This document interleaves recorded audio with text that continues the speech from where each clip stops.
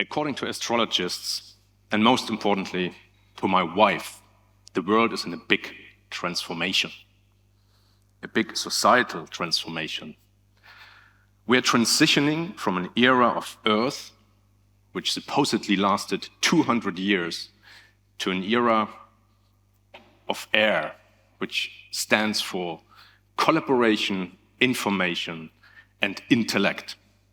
So I don't know whether you want to believe the astrologists or not, but I like the fact we are steering into an era of collaboration.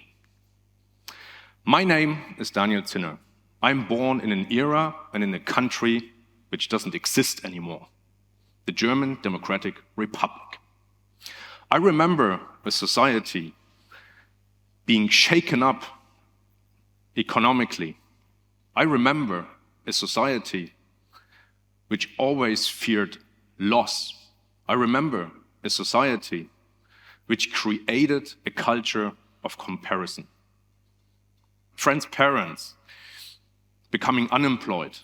My teachers telling us or telling me, if you don't perform, if you don't deliver, if you don't learn, you won't make it. You will become unemployed. I remember the far right fighting the left. And I thought, what kind of world is that? This needs to change. To my parents and to myself, the world has always been shaky. Thus my mom, she told me, or she suggested, as a mom can do, you better do something stable, do something secure, save your future, earn some money, become an employee of a bank. So I went on and became a trainee of a local bank. I learned a lot about the people in my hood. I learned a lot about their dreams, their ambitions, their challenges, and their fears. And I wanted to better understand the whole principle of how this whole world works. And I wanted to get out of my hood, of my small little world, and wanted to conquer the bigger world. According to a big German insurance company, the biggest fear of the Germans is losing wealth. Either by losing their job, so no money, or inflation, so no purchasing power. Both scenarios are a big threat, especially to the Germans. I would like to give you two examples on how this becomes a dilemma. If we have these inner fears combined with mega trends, which I actually didn't mention yet. According to the Bertelsmann Foundation, there are mega trends: globalization, digitization, demographic change, and climate change. And the dilemma I'm talking about is that people and their inner fears, they more relate to their own problems. At the same time, we have global challenges which we have to overcome. The problem is you can't grasp it as a single individual. So, as per the Germans, or according to two examples on Germany, I would like to give. For example, we have the heating issue. So lots of the heaters here in Germany are powered by gas or by oil. On a global scale, we all know, and it's proven, scientifically proven, that oil and gas harm the world by fostering climate change. Second example is more on the employee mindset. According to different reasons and the history we have here in Germany, people are aspiring a career in employment. Why? Mainly because of security reasons. You get your monthly paycheck. You don't have to worry. You get your money, you can pay your rent, you can pay your grocery. At the same time, we are lacking entrepreneurs. So people are not going in self-employment. They are not founding their own companies. So what's the big problem about that? Companies Startups, they are drivers of innovation.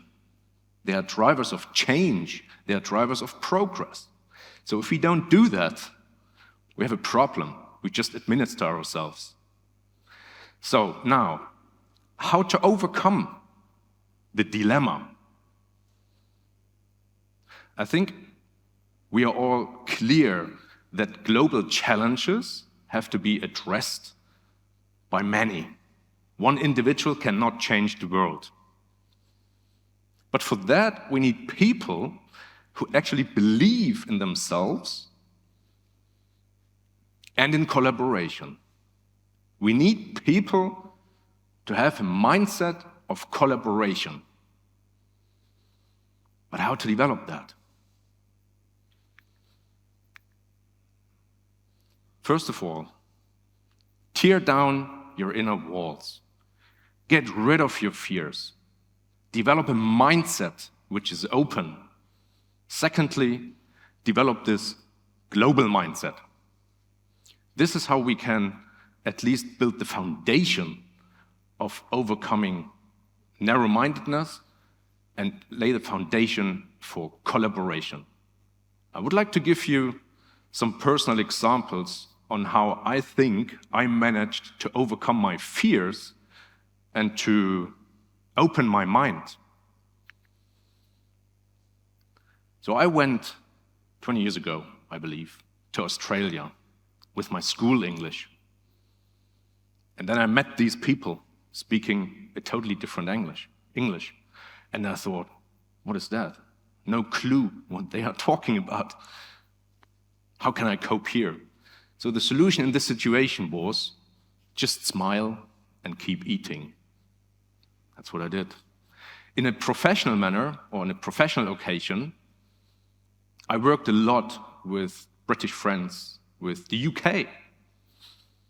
And I was always amazed about their can-do mentality. They were talking to my German clients, not speaking a word German. And they managed. They were brave. There was no limitation in their head. They just talked whatever they knew they should talk about and sold the product and the services. Again, very much impressed I was there. Third example, and that's more historical or cultural. Again, on a professional assignment to the Netherlands, I was told by one of my colleagues, "You better return the bike of my granddad." And I thought, what is he talking about? I don't have the bike of your granddad. And then another colleague told me, "You know, Daniel, there is these dark times of Germany when the Germans came and they took the property and the assets of the Netherlands." This story, this saying, still goes back to this dark time of Germany. I was puzzled and I had to sleep over that. But it kept me thinking until today. And the fourth example, have you ever attended an Eastern European wedding? I learned so much about spirits and self-control. It still has me today accompanying my wife to family celebrations. So what I wanted to say is, all this intercultural exposure, working, collaborating with other cultures, with foreigners, really helped me to open my mind.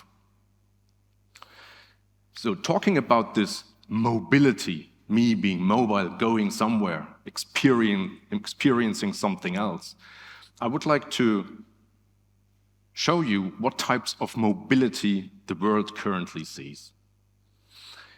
The standard mobility, global mobility, is usually expatriates moving from one country to another.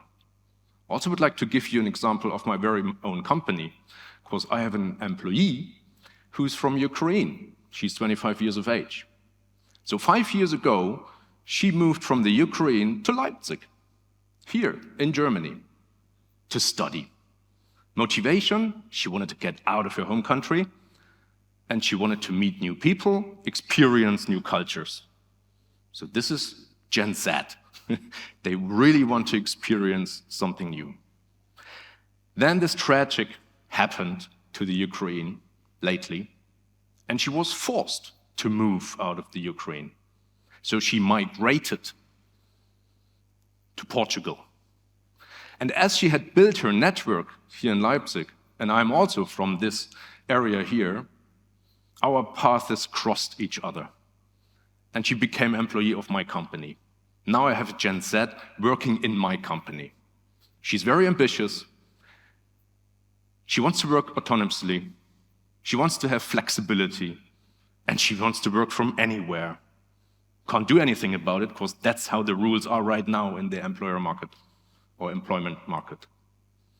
At the same time, I have the chance to learn how to manage a remote workforce. So I built my leadership skills in terms of remote work. So what we can say is that a global mindset really helps you to develop empathy, global communication skills, trust, building trust, and global leadership skills.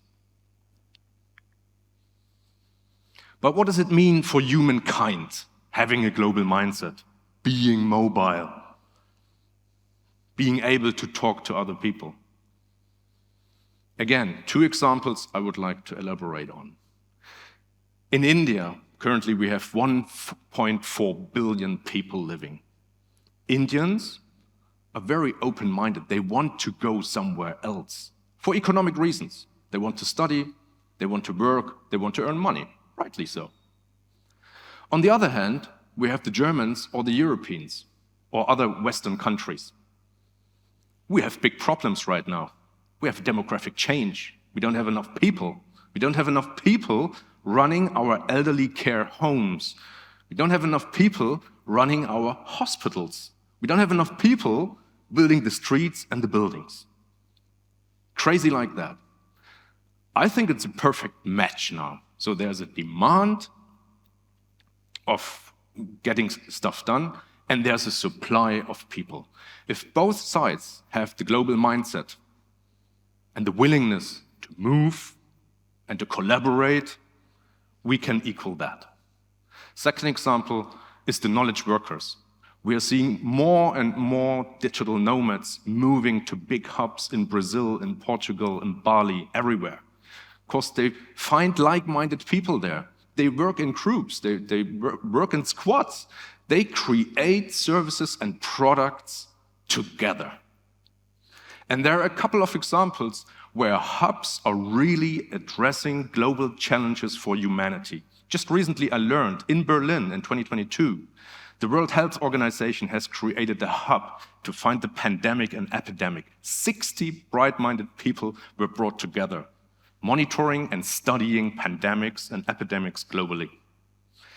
Every other week, another hub is popping up, trying to find solutions around fighting the climate change. Corporations are building digital hubs, bringing their brightest people together, working on solutions and on products, fostering creativity, innovation, and global collaboration.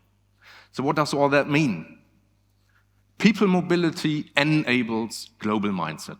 Global mindset enables global collaboration. And with required global collaboration, we can address the major problems we have on this world. What does it mean to you, to each of you?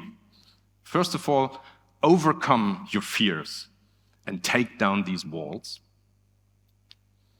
Create opportunities for your own global mobility. Build networks when you travel, which you can utilize on later on.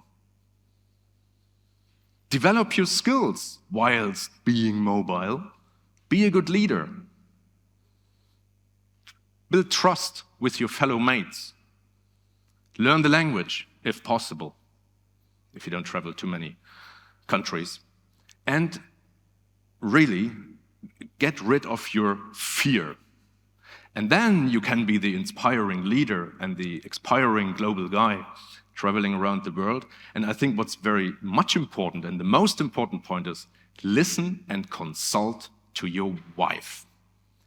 Because if she says it's time for collaboration because the stars are saying it, then you better believe her. And you go out and we all change this world together and fight the crisis we have for humankind. Thank you very much.